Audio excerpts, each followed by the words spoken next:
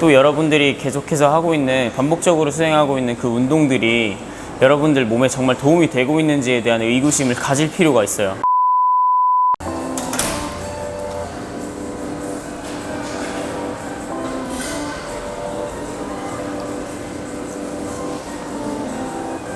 네, 안녕하세요. 정신과 육체는 연결되어 있다 무브먼트 디자이너 제이킹입니다. KFM의 트레이닝 시스템을 보시면 무브먼트가 있고, 그리고 스트렝스가 있고, 그 다음 위에 퍼포먼스가 있어요. 그 세 가지 단계 중에서 무브먼트라는 것이 의미하는 바는 기초적인 움직임에 대한 부분이에요. 그러니까 기능에 대한 개선이나 체형에 대한 개선, 그리고 근육 불균형에 대한 개선, 이런 기초적인 개선들이 선행되어야 된다라는 의미입니다. 그래서 내가 기능적인 문제가 있거나 어떤 구조적인 문제가 있으면 그런 것들을 어느 정도는 해소를 하고 나서 그 다음 단계인 스트렝스 단계, 근력 단계에 포커싱을 해야만 그게 효율적이고 또 장기적인 해결책이 된다라는 이야기예요. 그런데 내가 기능에 대한 개선이 먼저 필요할지 아니면 바로 근력 단계로 갈 수 있을지에 대한 판단은 객관적인 검사들을 통해서만 이루어질 수 있는데요.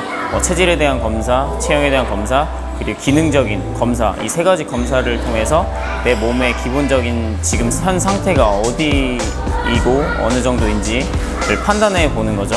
이런 검사들이 선행되고 나서 반드시 트레이닝 프로그램을 디자인을 해야 효율적인 겁니다. 그런데 오늘 제가 말씀드리려고 하는 러닝머신이 여러분들한테 굉장히 위험한 것일 수 있다라고 말씀을 드리려고 하는 이유에 대해서 그 근거를 먼저 좀 보여드릴게요.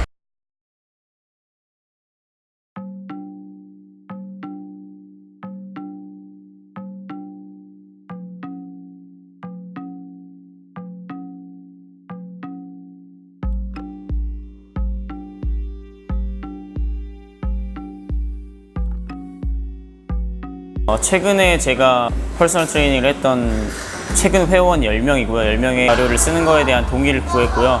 그 10명은 이상이 있는 10명을 선별을 한 것이 아니라 최근 10명이에요.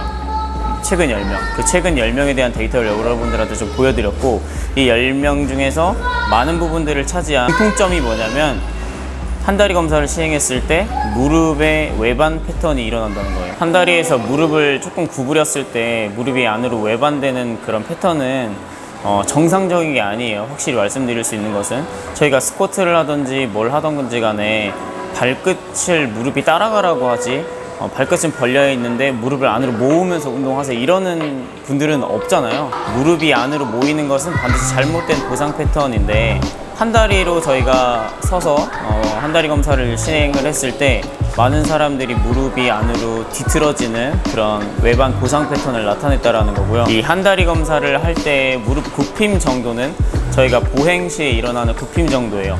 스쿼트처럼 깊이 앉으라고 하지도 않았고 약간 구부리라고 하는 그 보행 시에 일어나는 무릎의 굽힘 정도고요. 이 한 다리 검사에서 나타난 보상 패턴 양상들을 다 보시면 이것들이 시사하는 바는 뭐냐면 많은 현대인들이 보행이 이미 망가져 있다는 거예요.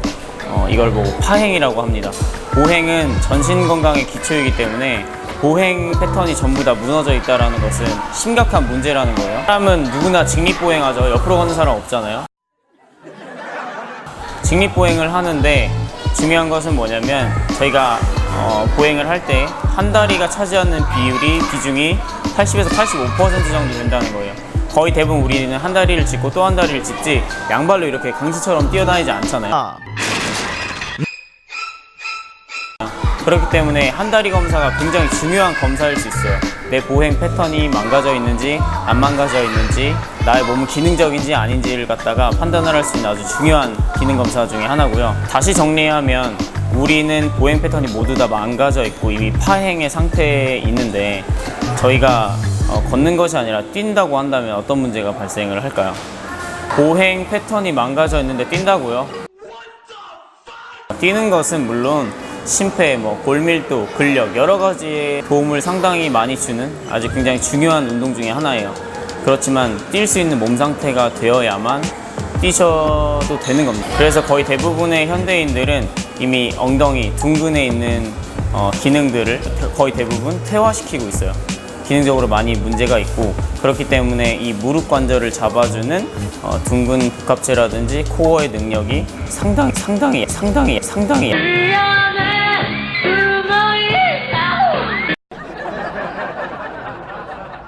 왜 저희 현대인들의 보행 패턴이 이토록 망가져 있는 걸까요? 그 이유는 저희는 사실 더 편안해졌잖아요. 모든 것들이 자동화되고 앉아서 모든 것들을 해결할 수 있는데, 이런 문화의 발전이 역설적이게도 우리의 몸의 기능과 어떤 움직임을 훼손시키고 있다는 거죠. 그래서 특히 많은 사람들의 둔근, 이 엉덩이 근육들은 이미 거의 퇴화되어 있어요.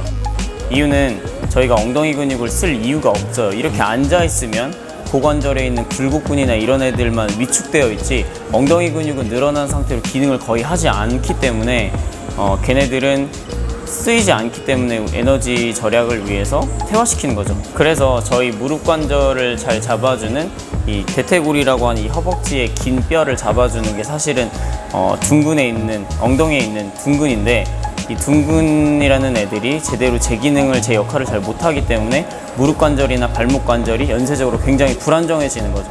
그렇기 때문에 우리 보행 패턴은 거의 대부분 망가져 있을 수밖에 없는 거예요. 러닝머신은 저희가 밖에 나가서 유산소 운동을 할 수 있는 환경적인 제약, 예를 들어서 비가 온다거나 미세먼지가 많다거나 혹은 시간이 너무 없다거나 하는 어떤 환경적인 제약들을 대체할 수 있는 효율적인 장비임은 분명해요.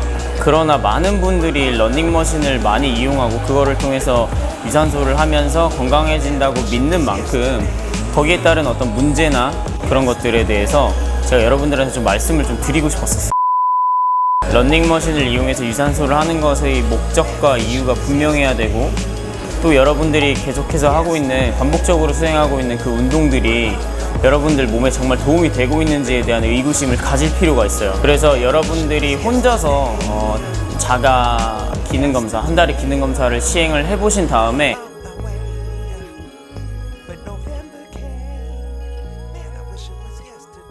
본인도 유사한 문제, 오늘 제가 얘기했던 유사한 문제가 있다라고 판단이 된다 그러면 엉덩이 근육을 강화시키는 운동들을 먼저 해주시고요. 그 다음에 관련된 코어 운동도 해주시고, 그리고 나서 유산소를 하고 싶다고 하시면은 비체중 부하 운동을 추천을 해요.